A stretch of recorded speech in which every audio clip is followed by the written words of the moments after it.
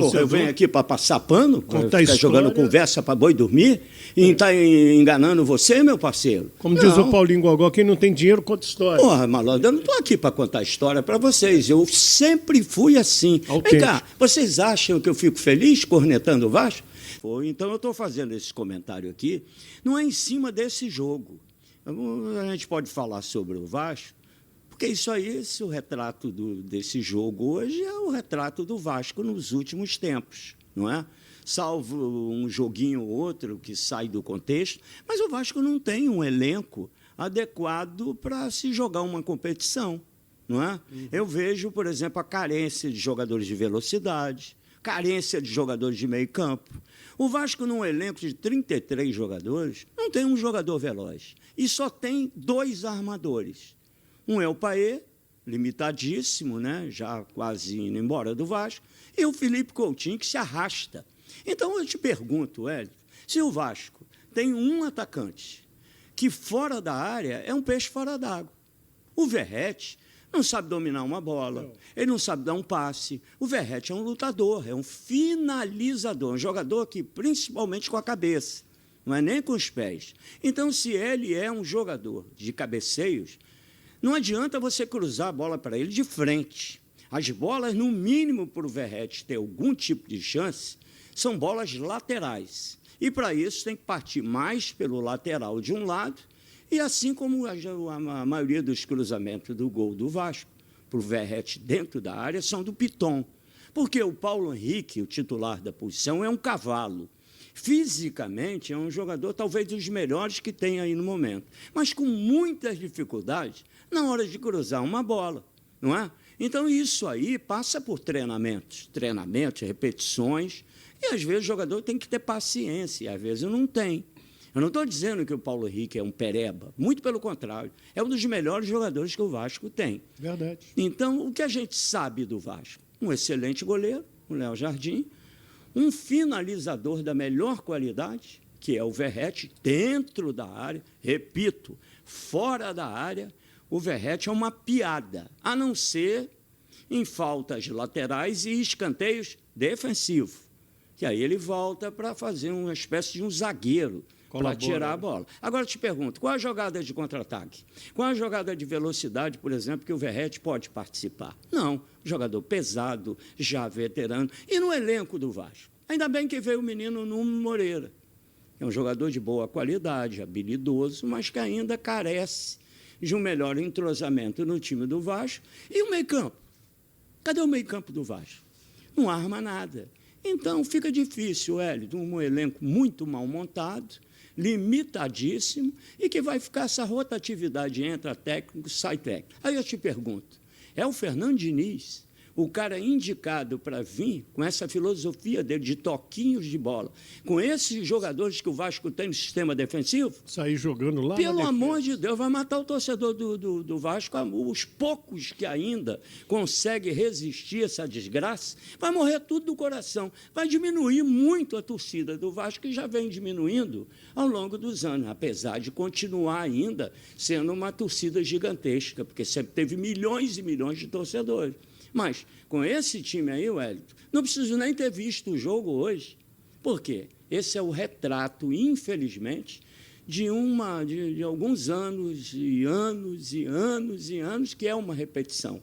Vários rebaixamentos, entra uma SAF que foi uma desgraça na história do Vasco, e pior do que isso, troca técnico, entra técnico, e o time continua uma porcaria. Esse é que é o detalhe. Eu digo porcaria, não é no sentido de ser o pior time do campeonato, mas também não é o 8º melhor elenco do campeonato. Isso é conversa do Pedrinho, isso é conversa para boi dormir. É um time pura e simplesmente para não ser rebaixado.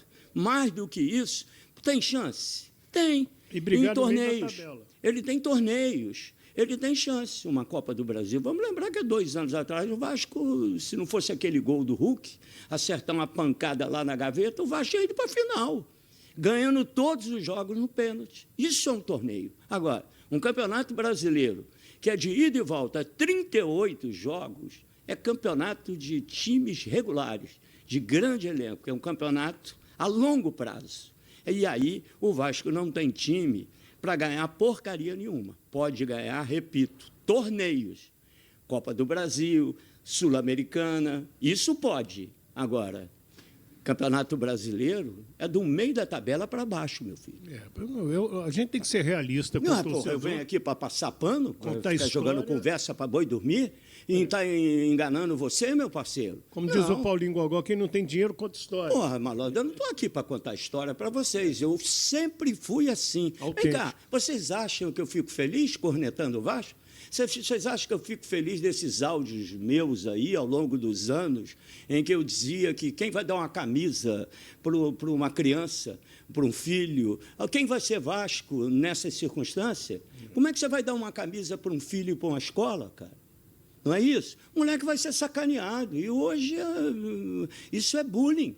Na minha época até podia sacanear para cacete, hoje já nem pode mais. É né? verdade. Então, essa história de um gigante que continua sendo um gigante na sua história, porque a história não vai perecer nunca. O Vasco é imortal, mas o time do Vasco, o elenco de jogadores de futebol do Vasco, ao longo dos últimos, vamos botar aí por baixo, uns 15 anos, só vem maltratando o que ele tem de melhor. Sabe o que o Vasco tem de melhor? São os seus torcedores. Isso, sim, é um patrimônio que poucos têm.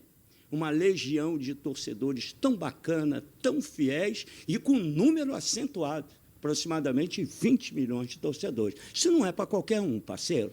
Vem cá, para a gente terminar, eu te peguei. Bom, empate ontem lá em Ponta Grossa, 1-1, como resultado, ok, empatar fora de casa, jogo de ida, decide dia 20 de maio em São Januário, lá do torcedor que sempre acompanha o Vasco, ok. Campo muito ruim, dificultou demais as ações, ok.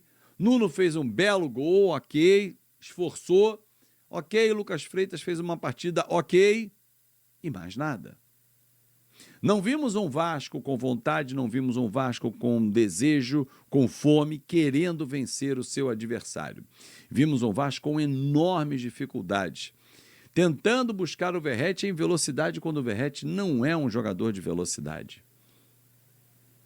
E esperava que o Felipe tivesse feito algumas mudanças na equipe antes, intervalo, 15 minutos, 20, 25, 30 no máximo, queimar a quinta alteração, para oxigenar o time e já pensar na frente.